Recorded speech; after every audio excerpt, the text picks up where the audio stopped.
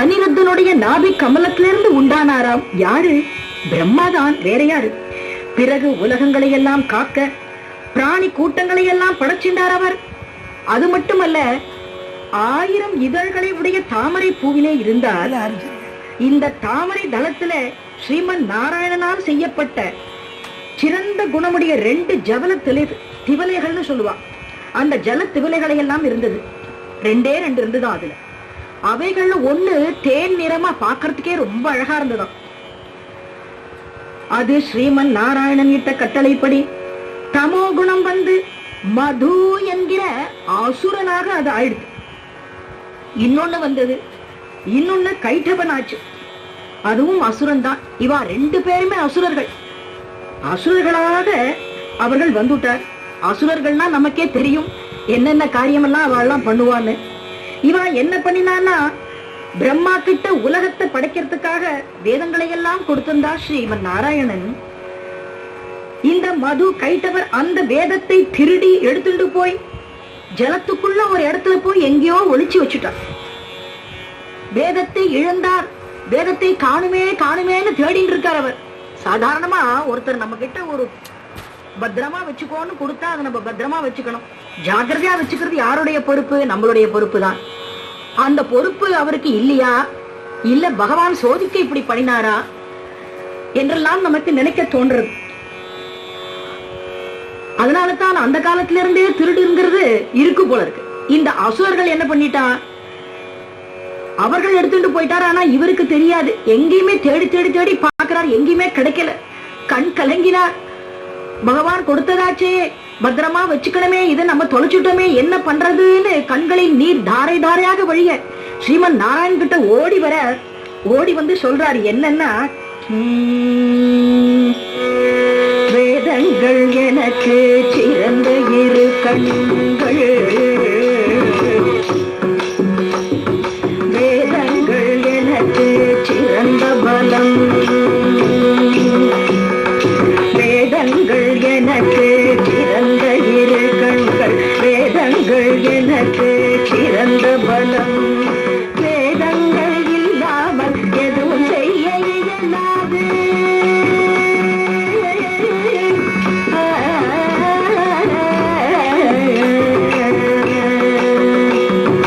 வேதங்கள் இல்லாமல் எதுவும் செய்ய இயலாது, வேதங்கள் தெரிந்ததால் நான் சோகமானேன், வேதங்கள் தொலைந்ததால் நான் சோகமானேன், அறியே அறியே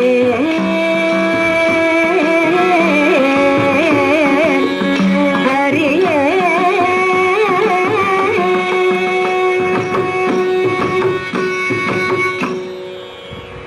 நான் எப்படி இதுல இருந்து தப்பிக்கிறது?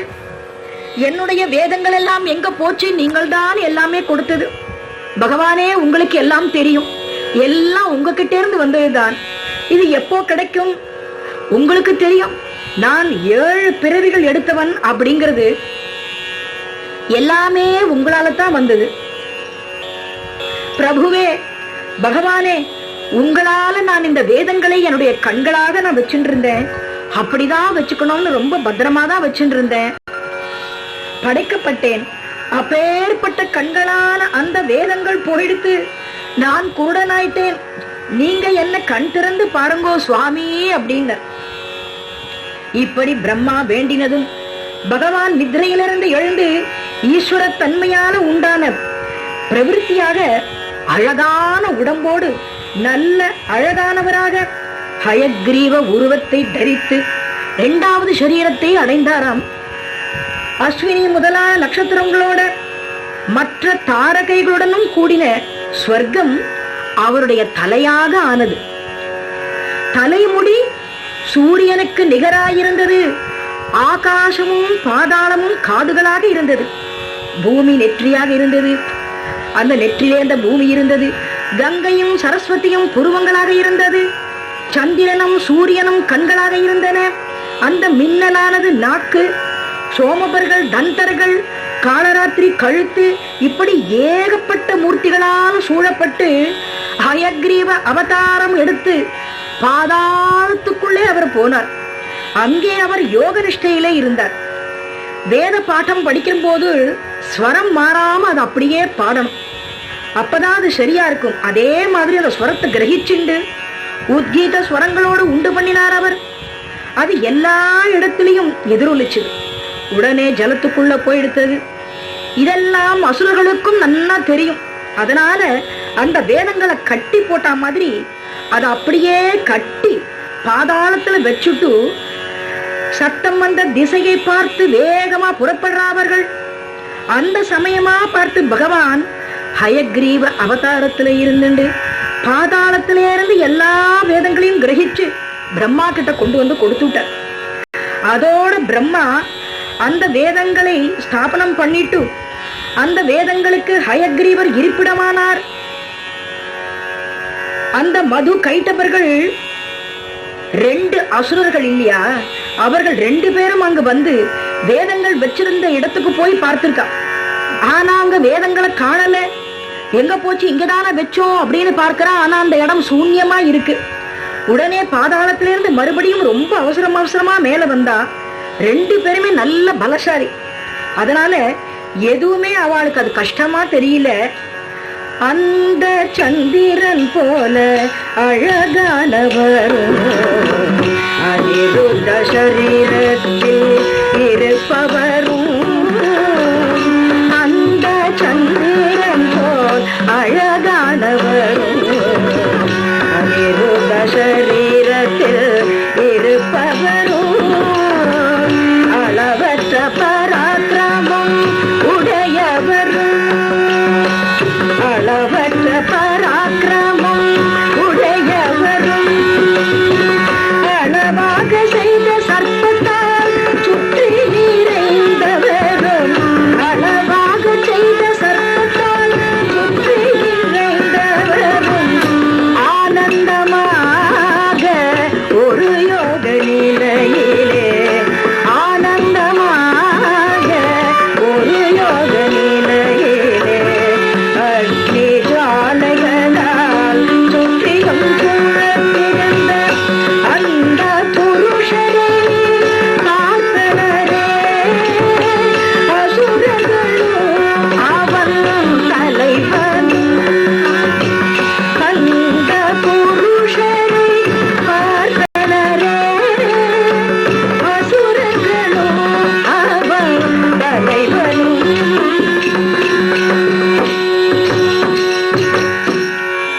மேலே வந்தா இப்படி ஒரு களங்கமில்லாத அந்த அழகரை பார்த்தா அந்த அசுரர்கள் எல்லாம் அப்பவே ஒரு தீர்மானம் பண்ணிட்டா, இது என்ன அப்படின்னு.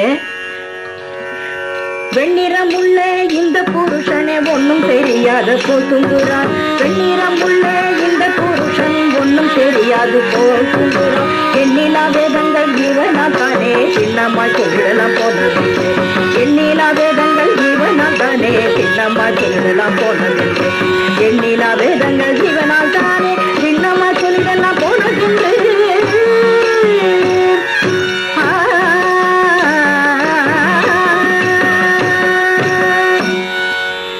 இவன் யாரு, என்ன பண்ணிட்டு இருக்கான் இவன் அப்படின்னு கிட்ட போய் பாக்குறான்.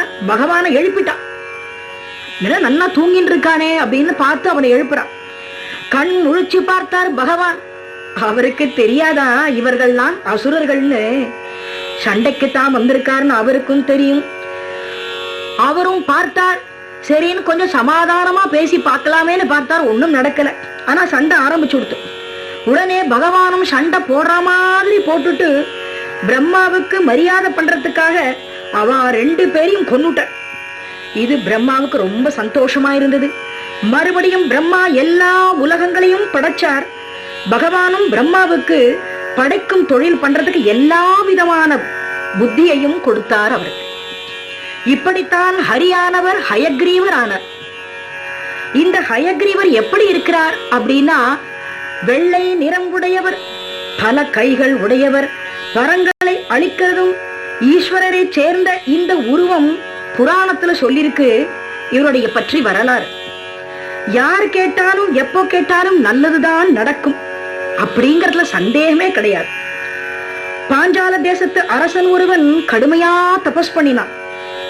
தேவரான ஹயக்ரீவரை வழிபட்டு அவரால நல்ல வழியான உபதேசம் எல்லாம் அவருக்கு கிடைச்சது. அவனுக்கு பகவான் ஒரு காரியம் பண்ணணும் அப்படின்னு நினைச்சிட்டார்.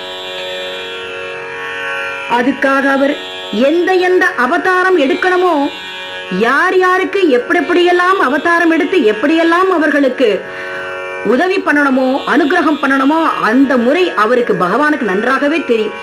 ஏன்னா அசுரர்கள் எல்லாம் கண்ணாப்பினான்னு வரத்தை கேட்டுடுவா, பகவானும் கொடுத்துடுவார். ஆனா கொடுத்தாச்சுன்னா அதை எப்படி கேட்கிறாளோ அதுக்கு ஏத்தா மாதிரி விஷ்ணு பகவானா இருந்தாலும் சரி, ஈஸ்வரன் அதாவது பரமேஸ்வரனாக இருந்தாலும் சரி, அம்பாளா இருந்தாலும் சரி, முருகனா இருந்தாலும் சரி, விநாயகரா இருந்தாலும் சரி, எந்த கடவுளாக இருந்தாலும் அவர்கள் என்ன என்ன வரம் கேட்கிறார்களோ அதெல்லாம் ஜாகிரதையா பார்த்து அதுக்கு தகுந்த மாதிரி அவர்களுக்கு அனுகிரகம் பண்ணுவார். அவளை கொல்லணும்னா கொன்னுடுவார், அவளுக்கு அனுகிரகம் பண்ணி மோட்சத்தை கொடுக்கணும்னா அதையும் கொடுத்துருவார். ஏன்னா இதெல்லாம் அவாவா பண்ணின கர்மா. இப்படி அந்த பகவான் தோன்றி அந்த இடத்திலே அப்படியெல்லாம் எடுத்து தன்னையே வேற மாதிரியா தன்னை ஆக்கிண்டு பகவான் அவருடைய வேலைகளை எல்லாம் அவர் கவனிப்பார். வேதங்களின் இருப்பிடம் அவரே,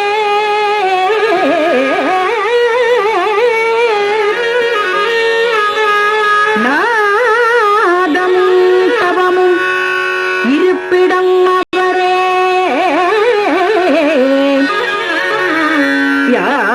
யாதவிசும் பயன் அளிப்பதும் அவரே, மோட்சம் தருபவரும் அவரே, அதை லட்சணம் தருபவர் அவரே, சத்தியம் அவரே,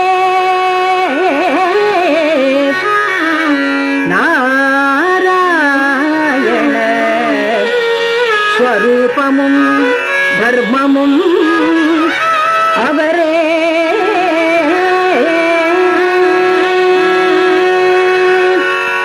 எல்லாமே ஸ்ரீமன் நாராயணனாகவே இருக்கிறது.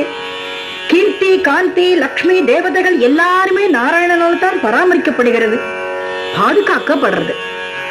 யார் என்ன வேண்டாலோ அதையெல்லாம் ஹயக்ரீவர் தருவார்.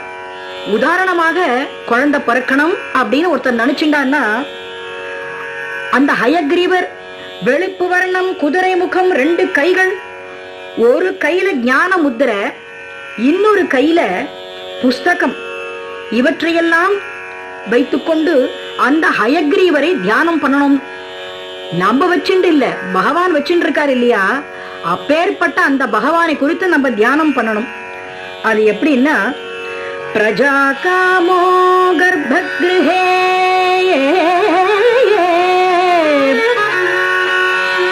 வஷ்யார்த்தி சோகமூலதஹ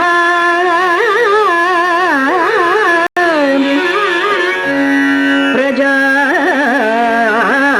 காமோ கர்ப்பக்ருஹே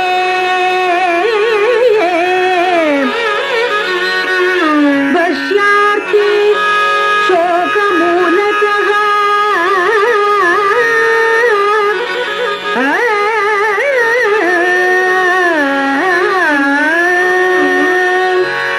குழந்தை ஒன்று பிறந்திடவே குதிரை முகத்தனை இறந்திட்டால், குழந்தை ஒன்று பிறந்திடவே குதிரை முகத்தவனை இறந்திட்டால், கண்டிப்பாக குழந்தை உண்டு கடுகளவும் சந்தேகமில்லை, கண்டிப்பாக குழந்தை உண்டு கடுகளவும் சந்தேகமில்லை.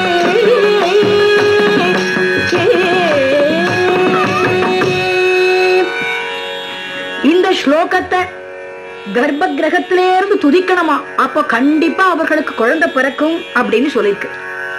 அடுத்தது நமக்கு ஞானம் வரணும். ஞானம் வர்றதுங்கிறது ரொம்ப கஷ்டம் இல்லையா, அஜ்ஞானம்ங்கிறது எல்லாருக்கும் இருக்கு. அந்த ஞானம் வர்றதுக்கு என்ன பண்ணணும் அப்படின்னா, ತುಳಸಿ ಮೂಲ ಮಧ್ಯಸ್ಥೋ ಜ್ಞಾನ ಕಾಮೋ ಜಪೇನ್ಮನೋ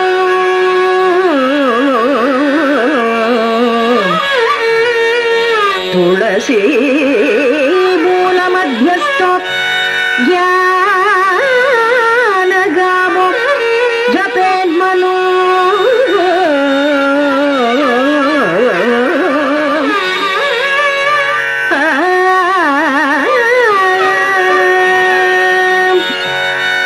ஞானம் ரொம்ப முக்கியம்.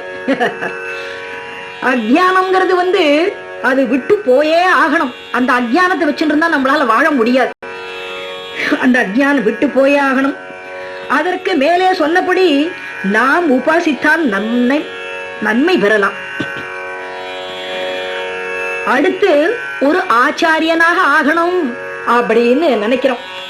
ஆச்சாரியனாக ஆகணும்னு ஆசைப்பட்டா அதுக்கு ஹயக்ரீவரை எப்படி நம்ம ஸ்தோத்தரிக்கணும் அப்படின்னா, சூரிய கோட்டி பிரதீகாசம்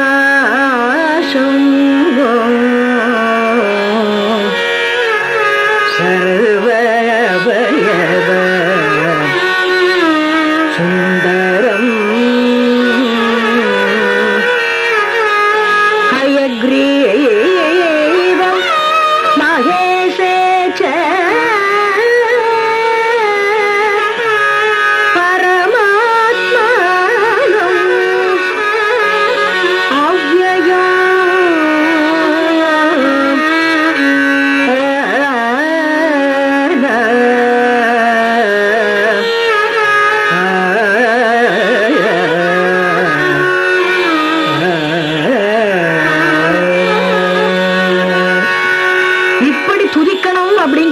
இந்த ஸ்லோகத்தை சொல்லி துதிக்கணுமா.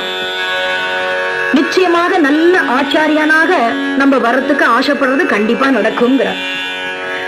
அப்போ இப்படி துதிச்சுட்டா நல்லது பண்ணணும் இல்லையா? நம்ம நல்லதுதான் செய்யணும். ஒரு ஆச்சாரியனாக இருக்கிறவன் மாணவர்கள் கிட்ட ஒரு பேதம் இல்லாம எல்லாரையும் சமமாக எண்ணி அவர்களுக்கு நம்ம பாடத்தை கற்பிக்கணும். நல்ல பலன் உண்டு இந்த மாதிரி எல்லாம் இருந்தா. அது மட்டும் இல்ல, ஊமையா இருக்கிறவாளையும் பேச வைக்கிறதுக்கு அவரால முடியும். அப்படியா? எப்படி அது?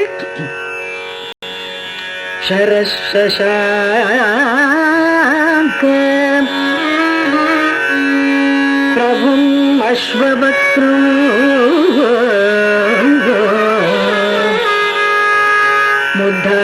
முத்தாமயை ஆபரணனை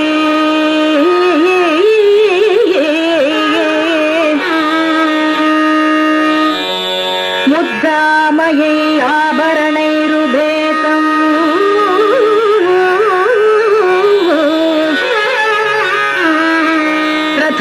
பிரதாங்க சங்காஞ்சித பாதயுக்மம்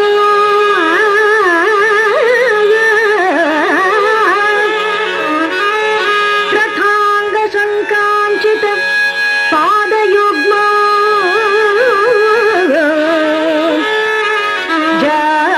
ஜானுத்வயன்ஸ்தகரம் பஜாமி ஜானுத்வயன்ஸ்தகரம் பஜாமி பஜாமி பஜாமி. இந்த ஸ்லோகத்தை சொன்னா ஊமையா இருக்கிறவாளும் கூட பேசிடுவாளாம். இப்போ நமக்கு ஏதாவது ஒரு பிரச்சனை வரும். இப்பெல்லாம் பிரச்சனை எல்லாம் மாத்தி மாத்தி வந்துட்டு இருக்கே. அந்த மாதிரி ஒரு பிரச்சனை மாத்தி மாத்தி வந்துட்டு இருந்தா அதுக்கு என்ன பண்றது அப்படின்னா, சந்திரமண்டல மத்தியஸ்தம் ஹயக்ரீவம் சுநிர்மதம் சந்திரமண்டல மத்தியஸ்தம் ஹயக்ரீவம் சுநிர்மதம் ஞானமுத்ராதரம் தேவம் சங்கசக்ரதரம் விபும் ஞானமுத்ராதரம் தேவம் சங்கசக்ரதரம் விபும் புஸ்தகம் வாமஹஸ்தேஷு தாரிணம் வனமாலினம் புஸ்தகம் வாமஹஸ்தேஷு தாரிணம் வனமாலினம்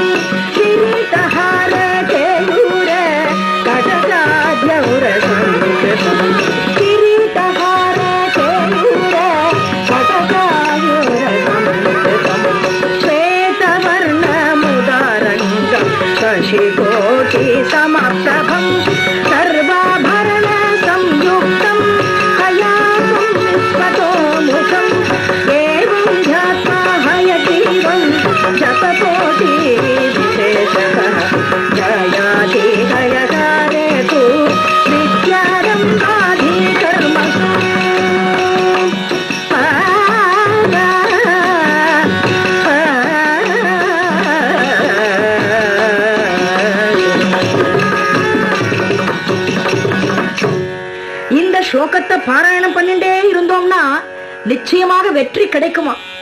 நமக்கு விரோதிகள்லாம் இருந்தா என்ன, நம்ம சுத்தி விரோதிகள்லாம் தான் இருக்கா. அதுவும் இப்ப இருக்கிற வாழ்க்கையில இதுதான் நமக்கு ரொம்ப ஜாஸ்தியா இருக்கு. அவளை ஜெயிக்கிறதுக்கு என்ன பண்ணணும் அப்படின்னா, ஹயக்ரீவம் கராளாஸ்யம்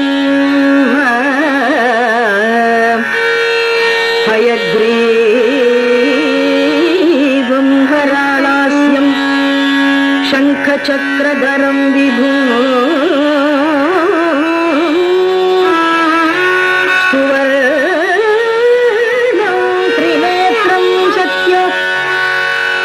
சுவர்ணம் த்ரிநேத்ரம் சத்யோ ஏத் தத்க்ரூர கர்மசு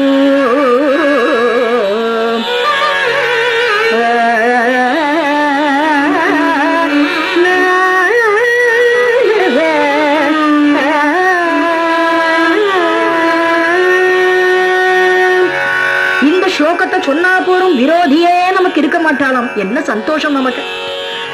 இது அதுன்னு இல்லாம எல்லா பலனும் வேணும்னா சில பேர் நினைக்கலாம், எந்த வகையா கேட்கறது, சுவாமி கிட்ட போய் எப்படி கேட்கறது அப்படின்னு. முன்னால வந்து நின்னுண்டு சுவாமி கிட்ட போனோம்னு வச்சுக்கோங்களேன், நமக்கு சுவாமியை பார்த்தா கண்ணிலே இருந்து ஆனந்த கண்ணீர் பெருகும். சுவாமி கிட்ட இதெல்லாம் சொல்லணும், இதெல்லாம் கேட்கணும் அப்படின்னு நம்ம போகும்பொழுது, திருப்பதிக்கு போகும்பொழுது நீங்க பாருங்களேன், பக்தர்களோடு சேர்ந்து போகும்போது எல்லாரும் கோவிந்தா கோவிந்தான்னு சொன்ன உடனே நம்ம எல்லாம் கோவிந்தான்னு சேர்ந்துருவோம். நமக்கு என்ன கேட்க வந்தோம் அப்படிங்கறதே நமக்கு மறந்து போயிடும். திருச்செந்தூருக்கு போனா முருகா முருகா அப்படின்பா.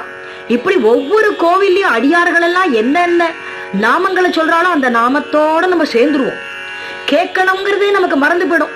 ஏன், பகவானே எதிர்க்க வந்து உனக்கு என்ன வரம் வேணும் அப்படின்னு கேட்டான்னு வச்சுக்கோங்களேன், இது வேண்டும் என்று நான் எதுவுமே கேட்டதில்லை, இது வேண்டும் என்று நான் எதுவுமே கேட்டதில்லை, அதுவே நீ தந்தாலும் அலட்சியம் செய்ததில்லை, அதுவே நீ தந்தாலும் அலட்சியம் செய்ததில்லை, எது போனாலும் போகட்டும் ஐயா உந்தன் அனுகிரகம் மட்டும் போதுமே.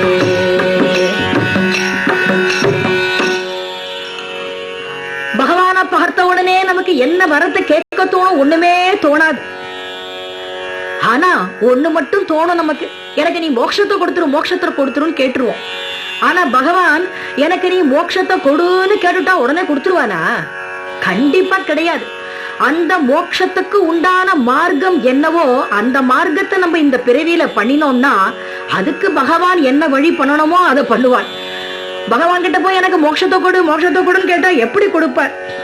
எந்த பிறவி எடுத்தாலும், எத்தனையோ பிறவி எடுத்தாலும், மணிவாசகர் என்ன அழகா சொல்லியிருக்கார், பொல்லாவினையேன் புகழுமாறு ஒன்றறியேன், புல்லாகி பூடாய் புழுவாய் மரமாகி பல்விருகமாகி பறவையாய் பாம்பாகி கல்லாய் மனிதராய் பேயாய் கணங்களாய் வல்லசுரராகி முனிவராய் தேவராய் செல்லா நின்று இத்தாவர சங்கமத்துள் எல்லா பிறப்பும் பிறந்து இழைத்தேன் அப்படிங்கிறார்கள். அப்பேற்பட்ட மாணிக்க வாசகரே, இத்தனை பிறவி எடுத்தாலும் எனக்கு இந்த பிறவி எனக்கு கிடைச்சிருக்கே, அப்பா நீ என்ன வாணி என்ன கூப்பிட்டு எனக்கு நீ அனுகிரகம் பண்றிய, அதுவே எனக்கு போதும்ங்கிறார். அப்பேற்பட்டவரே அப்படி சொல்லியிருக்கார். நம்ம வாழ்க்கையில கொஞ்சம் ரொம்ப ஜாக்கிரதையா தான் இருக்கணும். நமக்கு ஒண்ணுமே தெரியாட்டா கூட நம்ம பெரியவர்கள்லாம் எவ்வளவு புத்தகங்கள் எல்லாம் எழுதியிருக்கா, எவ்வளவு நமக்கு அறிவுரை எல்லாம் சொல்லியிருக்கா, இப்படியெல்லாம் பண்ணிட்டு போயிருக்காளே, நம்ம கிட்ட லட்டு மாதிரி எல்லாத்தையும் கொடுத்துட்டு போயிருக்கா. அதெல்லாம் எடுத்துட்டு நம்ம அப்படியே அதை சாப்பிட்டுடலாம். அப்படி சாப்பிட்டா நமக்கு கண்டிப்பா மோட்சமானது கிட்டும். சங்க சக்கர கதா பத்ம ஞான புஸ்தக தாரிணம், சங்க சக்கர கதா பத்ம ஞான புஸ்தக தாரிணம், ஹயக்ரீவம் மகவாத கிரீடாதி விபூஷிதம், சங்க சக்கர கதா பத்ம ஞான புஸ்தக தாரிணம்,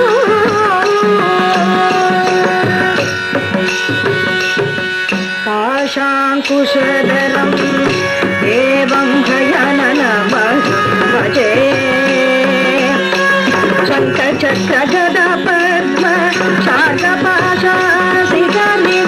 ஞானாதி புஸ்தகத்ரரம் அயனநமாகம் பஜே சங்க சக்கர கதா பத்ம ஞான புஸ்தகதாரிணம் பாஷாங்குஷாதி வஜ்ராதி கேட சூலதரம் விபூ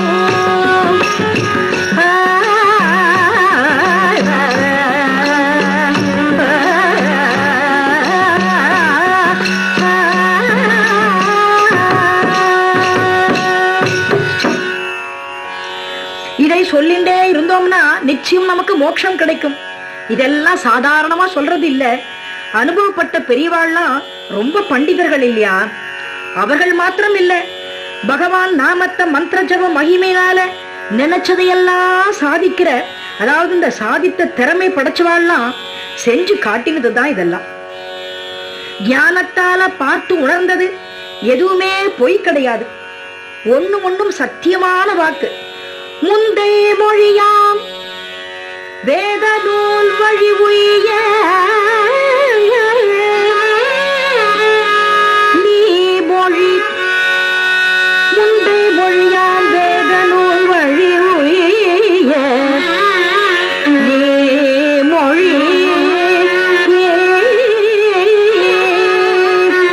என்பது போல சரித்திர நூல்களே இதுக்கெல்லாம் ஆதாரம். நாம் நம்முடைய ஆராய்ச்சி எல்லாம் அப்புறமா தான். ஸ்ரீமன் நிகமாந்த தேசிகர் அருளி செய்த ஸ்ரீ ஹயக்ரீவ ஸ்தோத்திரத்திலிருந்து சில இடங்கள் எல்லாம் நான் இப்ப சொல்றேன். நானாவிதானம் மகதிஹி கலானா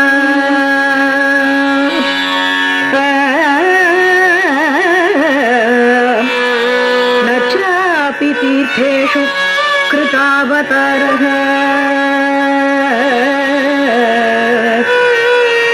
ध्रुवं तवनाथ परिग्रहाय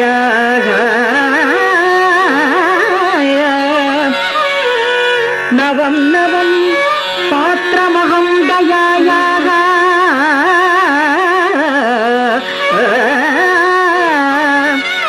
नवं नवं पात्रमहं दयायाः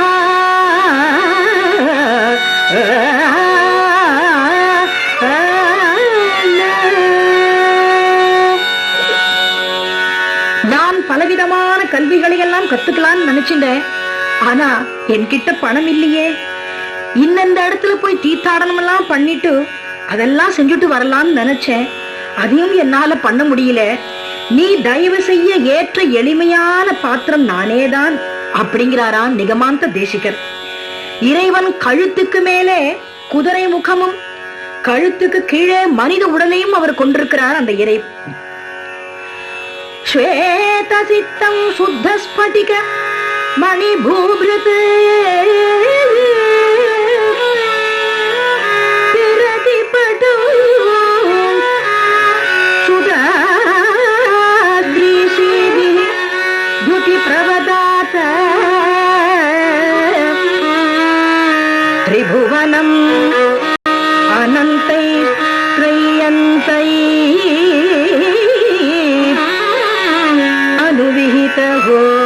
अनुविहित हेशाहलहलं हताशेषाबद्यं हयवदनमिडि महिमगगा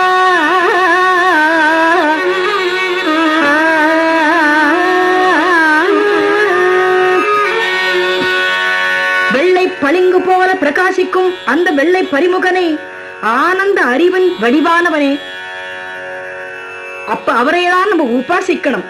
அவன் தேகமானது அழகாக இருக்கு, உலகமே வெண்மையானது, கனைக்கும் குரல் கலகலன்னு ஒரு வேதமாக ஒலிக்கிறது. அந்த ஒலிகளை கேட்டாலே துஷ்டர்கள் எல்லாம் ஓடிடுவாளாம். இப்படி பெருமை வாய்ந்த அந்த பெருமான் தாள்களையே நான் தாழ்ந்து வணங்குகிறேன் என்று நிகமாந்த தேசிகர் இவ்வளவு அழகாக சொல்லியிருக்கிறார். இப்படி 33 ஸ்லோகங்களையும் அருளி ஸ்ரீ ஹயக்ரீவரை வர்ணித்திருக்கிறார். அவர் நமக்கு அறிவு நன்றாக வளர வேண்டுமானால் ஹரணி, அதாவது சங்கரனை நாம் அடையுங்கோ அப்படிங்கிறார். இல்லைன்னா சரஸ்வதியை பூஜை பண்ணுங்கோ அப்படிங்கிறார். சரஸ்வதி நமஸ்துப்யம் வரதே காமரூபிணி வித்யாரம்பம் கரிஷ்யாமி சித்திர் பவது மே சதா அப்படின்னு சரஸ்வதியோட ஸ்லோகத்தை நமக்கு எல்லாரும் நம்ம அப்பா அம்மா எல்லாம் சொல்லி கொடுத்திருக்கா. அதே மாதிரி சங்கரரை தியானம் பண்ணும் பொழுது அந்யதா சரணம் நாஸ்தி ஸ்வமேவ சரணம் மம தஸ்மாத் காருண்ய பாவேன ரக்ஷ ரக்ஷ மகேஸ்வரா அப்படின்னு இந்த மகேஸ்வரியும் சரஸ்வதியும் பூஜை பண்ணு அப்படிங்கிறா. இதுதான் உலக நியதி. ஆனா எனக்கு எல்லாமே ஹயக்ரீவன் தான் அப்படிங்கிறாராம் நிகமாந்த தேசிகர். சங்கரர் சரஸ்வதி இவா எல்லாருமே இந்த ஹயக்ரீவனுடைய பெருமையெல்லாம் பெற்றுக்கொண்டு இவாள்லாம் அந்த அவருடைய பெருமையெல்லாம் பெற்றுக்கொண்டு போன சில்லற வியாபாரின்னு சொல்றாரு. என்ன அழகாக சொல்றார், சில்லற வியாபாரியா அவாள்லாம். அவ்வளவு அழகாக அந்த நிகமாந்த தேசிகர் இதுல சொல்லியிருக்கார். வேத மந்திர ஸ்வரூபனும் நீயே, வேத மந்திர ஸ்வரூபனும் நீயே, வேத விருட்சத்தின் பேரும் நீயே, அகர முதல எழுத்து உன்படிவே ஆகையால் ஹயக்ரீவனே எல்லாம், ஹயக்ரீவனே நீயே எல்லாம், ஹயக்ரீவனே நீயே எல்லாம்.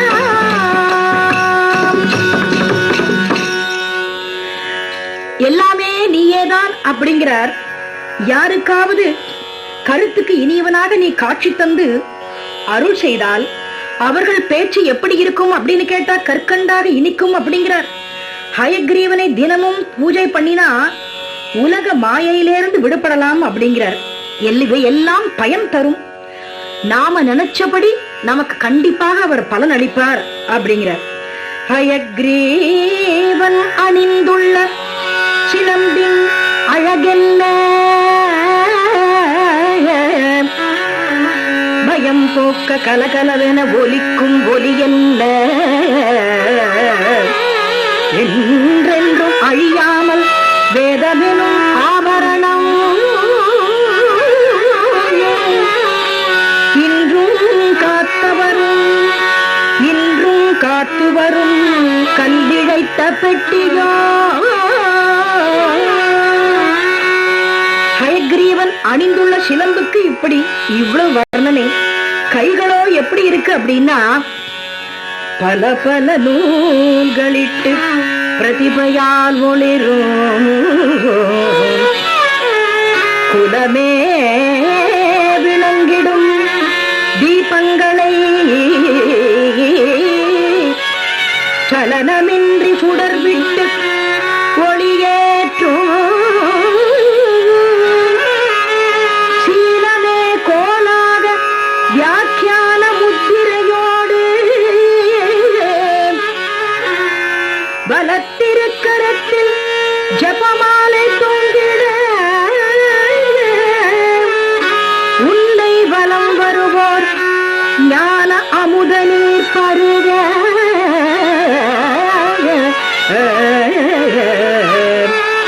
மூல மந்திரமாக நீ பக்தர்களுக்கு பலனளித்து நீர் இறைக்கும் எந்திரமாவா.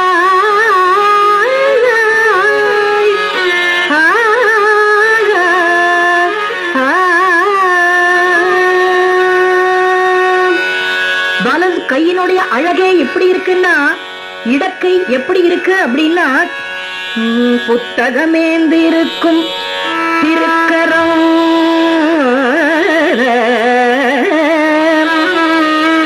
புத்தகமேந்தி இருக்கும் திருக்கரம் புதைந்து கிடக்கும் தத்துவ பவளங்களை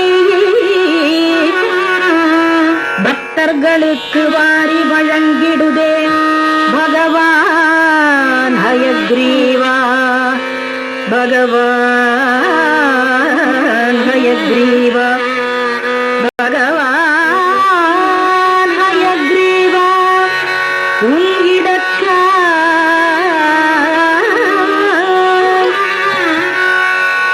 இது நிகமாந்த தேசிகர் இவ்வளவு அழகாக சொல்லியிருக்கிறார். கேட்கிறவாருடைய காதுகள் எல்லாம் எப்படி இருக்குன்னா கல்கண்டு மழையா பொழிகிறதாம். எனக்கு சொல் பெருக்கு, இதெல்லாம் தடங்கள் இல்லாம வரணும், இதெல்லாம் பிரவாகமாக வரணும். உன் கருணையோடு உன் பார்வை என் மேல பட்டு உதவணும். சிறந்த பண்டிகைகளும் ரசிகர்களும் இருக்கும் ஒரு கூட்டத்துல வாதங்கள் கோணல் வாதங்கள் பண்றவாளெல்லாம் நான் ஜெயிக்கணும். அதுக்காக நீ என்னுடைய நாவை, அதாவது என்னுடைய நாக்கை நவரத்த சிம்ஹாசனமாக வச்சுண்டு ஜம்முன்னு அவர் உட்கார்ந்து இருக்கா. நீ உட்கார்ந்து எனக்கு அருள் புரியணும். உன் நாமங்களையே நான் சொல்லி சொல்லி உன்னையே நிறைந்து உண்மயமாகவே ஆகி போனவனாக நான் இருக்கணும். நான் சபைகள் எல்லாம் சுதந்திரமாக வாதாட வல்லவனாக நான் வரணும் அப்படிங்கிறார். இந்த ஒரு வேண்டுதல்லையே எல்லாமே அடங்கிடுது. வேற எதுவுமே பகவான் கிட்ட தனியா கேட்கணுங்கிற அவசியமே கிடையாது. பகவான் கிட்ட நம்ம எதுவுமே கேட்கவும் வேண்டாம். இரு திரு கைகள் ஆழ்வார்களை ஏந்த ஒரு திரு கை முத்ரையேந்த வெண்தாமரை மலரில் வீட்டு திருப்பொலிய வெண்தாமரை மலரில் வீட்டு திருப்பொலிய எண்ணில் அடங்கார் அருள் தாரேக்கும் சாயகாந்தி நதியில் என்னை அருள்தே அயக்ரீவா என்னப்பா அயக்ரீவா என்னப்பா அயக்ரீவா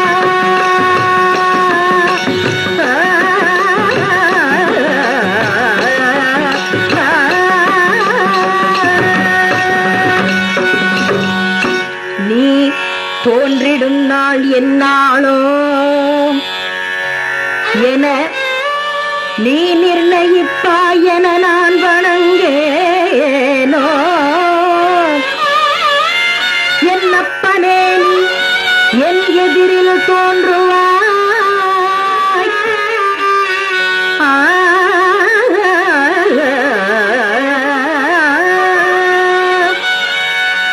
அகம்பனியாஞ்சய நீதி பேதை அலங்கிருஷீரன் ஹிருதயம் மதீயம்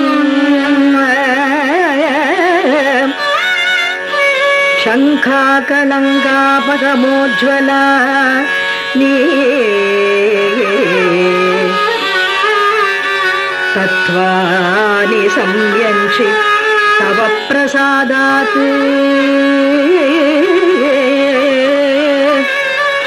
வியாக்யா முத்ராம் करसरसिजैः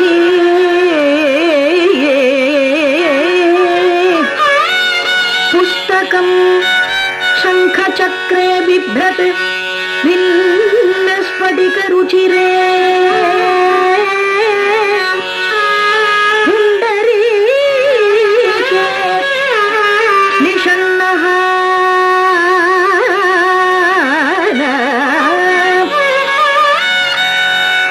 अम्लनाश्रीः अमृतविषितैरंशुभिः प्लावन्यं प्लावयन्माम् आविर्भूय अनघमहिमा मानसे वागदीशः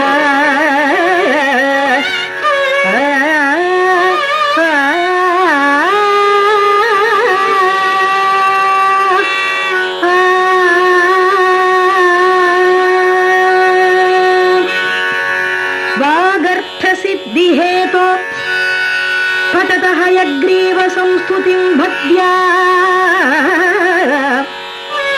कवितार्किककेसरिणा वेङ्कटनाथने विरचिता मेधा कवितार्किकसिंहाय कल्याणगुणशालिने श्रीमते वेंकटेशाय வேதாந்த குரவே நமஹ. ஸ்ரீ சுவாமி இப்படி சொல்லி, தேசிகர் சுவாமி இப்படி சொல்லியிருக்கார். இதை நாம் பூரா படிச்சு பயன் பெற வேண்டும். சொல்லும் பொருளும் போட்டி போட்டு நம்ம கிட்ட அப்படியே ஓடி வருமா. பக்தியே நமக்கு பிரதானம். நம்ம எப்பொழுதுமே பக்தியோடு இருக்கணும் அப்படிங்கிறது தான் இந்த ஸ்லோகங்கள் தான் நமக்கு சொல்லித்தரும். மந்திர உபாசனை செய்த ஸ்ரீ ஹயக்ரீவனை நாம் விரும்பியதெல்லாம் அடைய நாம் வணங்க வேண்டும். ஹயன்னா குதிரை, கிரீவன்னா கழுத்து. ஹயக்ரீவ அப்படின்னா குதிரை கழுத்து வடிவம் கொண்ட ஹயக்ரீவர் தான் அவர். ஆனந்தமயமான ஞானத்தை உடையவர், நிர்மலமான ஸ்படிக மணியை போன்ற நிகரான உருவம் கொண்டவர், எல்லா வித்தைகளுக்கும் ஆதாரமானவர். ஒரு விஷயத்தை தெரிஞ்சுக்கணும்னா நம்ம முதல்ல முயற்சி பண்ணணும். அப்படி முயற்சி எடுத்து அதன் மூலமா ஒரு முடிவுக்கு வரணும். அதுதான் ஞானம். ஞானம் பெறணும்னா அதுக்கு எத்தனையோ சாதனங்கள்லாம் நமக்கு தேவைப்படுறது. நாம தேடுற அந்த சாதனம் அந்த வழி தப்பா இருந்து கொடுத்துனா என்ன பண்றது? அதன் மூலமா நாம பெறும் ஞானமும் தப்பாயிடும் இல்லையா? அதனால ஞானம், அதை அறியும் வழி, இதையெல்லாம் சரியாக அமையணும்னா ஸ்ரீ ஹயக்ரீவரே நாம தியானம் பண்ணணும், அவரை வணங்கணும், உபாசிக்கணும். அப்போ எல்லாமே நம்ம தேடி வரும்.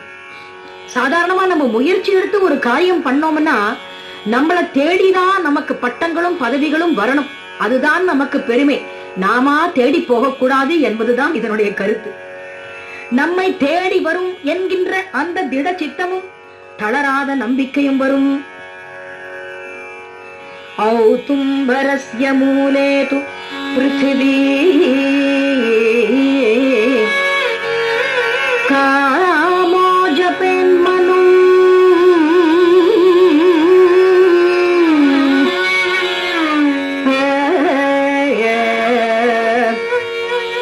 ஔதும்பரஸ்ய மூலேது பிருத்திவி காமோ ஜபேன் மனு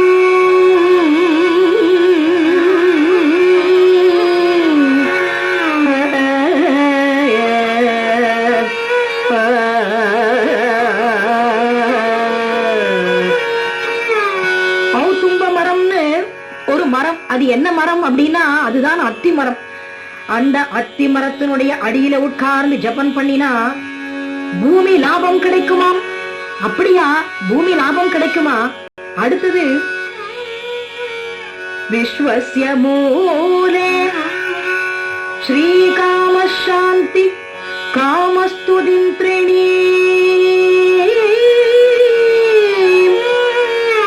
விஸ்வஸ்ய மூலே ஸ்ரீ காம சாந்தி காமஸ்துதிந்த்ரிணீ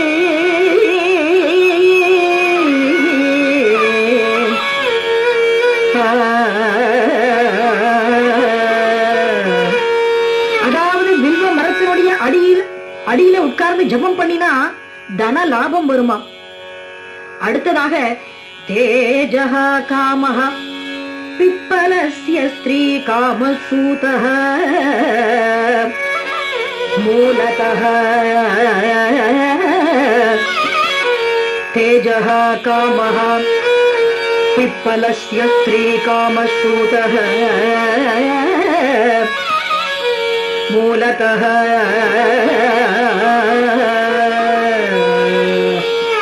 பிப்பல மரம்னு ஒரு மரம் இருக்கு. அந்த மரத்தடியிலே உட்கார்ந்து நம்ம ஜபம் பண்ணினா அழகு, தேஜஸ் இதெல்லாம் ஏற்படும். புளிய மரத்தடியில கூட உட்கார்ந்து நம்ம ஜபம் பண்ணலாமா? அப்படி பண்ணினா நமக்கு மனசு சாந்தி கிடைக்குமா? துளசி மூல மத்தியஸ்தோ ஞானகாமோ ஜபேன் மனு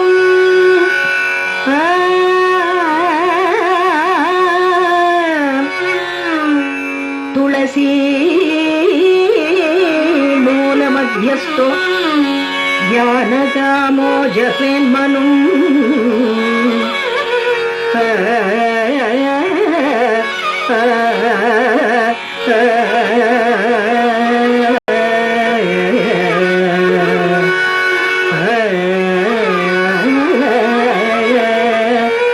துளசி மூல மத்தியத்துல இருந்துட்டு அங்கே ஜபம் பண்ணினா நல்ல ஞானம் கிடைக்குமாம். அடுத்ததாக வித்யா நதி தீரே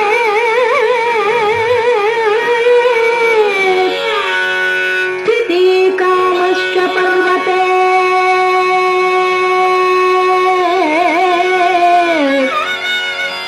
வித்யா तीरे स्थिति कामश्च पर्वते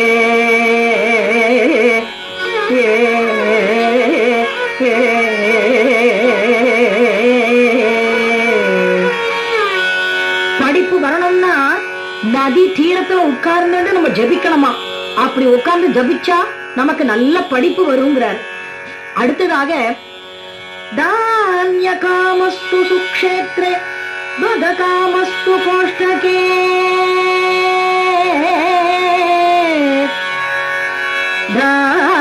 தான்ய காமஸ்து சுக்ஷேத்ரே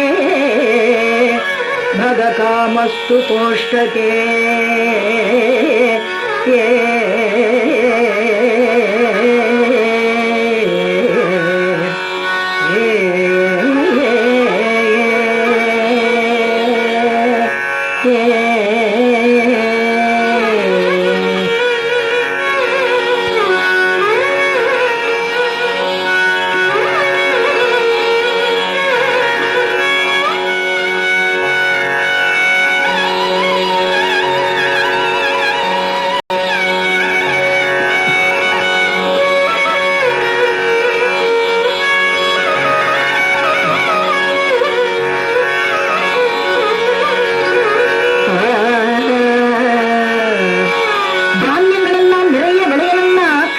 அந்த க்ஷேத்திர ஜபம் பண்ண ரொம்ப நல்லதா. பிரஜாகாமோ கர்ப்பகிருஹே துஷ்யார்த்தி சோகமூலகஹ. முதல்லயே சொன்னேன் இல்லையா, குழந்தை பிறக்கிறதுக்கு நம்ம அந்த கர்ப்ப கிரகத்திலிருந்து நம்ம தியானம் பண்ணோம்னா அது நமக்கு கிடைக்கும். நிலையான ஒரு ஸ்திதி, ஒரு நிலைக்கு மலையின் மேல உட்கார்ந்து ஜபம் பண்ணலாம். இப்படி எத்தனையோ முறைகள் எல்லாம் இருக்கு. இதெல்லாம் கட்டாயமா பண்ணித்தான் ஆகணுமா, வேற வழியே இல்லையான்னா அதை அப்படி எடுத்துக்காம எது சாதகமோ எது சுலபமா எது நமக்கு சாதகமா இருக்கோ அதை எடுத்துக்கலாம் அப்படிங்கிறார். அசோக மரத்தடியில ஜபம் பண்ணினா வசியம் பண்ற சக்தி கூட நமக்கு கிடைக்குமா. எனவே 10 அவதாரத்தோடு மற்றொரு அவதாரம் பக்தர்கள் பயன் பெற பிரம்மாவினோடு பக்தர்கள் பயன் பெற பிரம்மாவின் வேண்டுதலால் பரந்தாமன் எடுத்தாரே அயதீவ அவதாரம். பல பல பாடுகளால் பெரிய ஞானிகளும் பாடி வைத்தனரே நாமும் வழிபட. பாரதம் கருட புராணம் வாதிராஜனும் கூட பாடியரே இந்த அவதார மகிமையே. பாடிடுவோம் நாமும் பயனடைவோம். ஸ்ரீ ஹயக்ரீவர் பாதார பீடங்களே சரணம். ஸ்ரீ லக்ஷ்மி ஹயக்ரீவர் திருவடிகளே சரணம்.